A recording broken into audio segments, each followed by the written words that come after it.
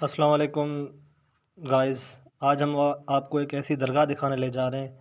وہ درگاہ جہاں جانے کے بعد آپ کی ہر دل کی وہ مراد پوری ہو سکتی ہے جو آج تک آپ کی وہ مرادیں آپ کے دل میں رہ گئی ہیں۔ یہ جو سفر ہے وہ ہمارا ایک سٹارٹ ہو چکا ہے۔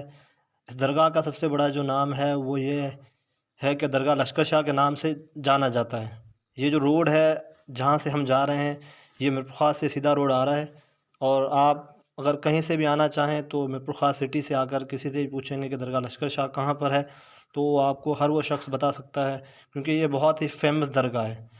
یہ وہ درگاہ ہے جہاں جانے کے بعد آپ جو ہیں وہ کبھی مایوس ہو کر نہیں آئیں گے۔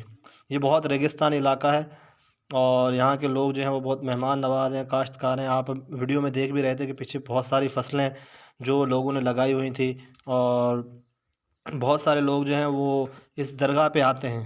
یہ جو یو ٹرن ہم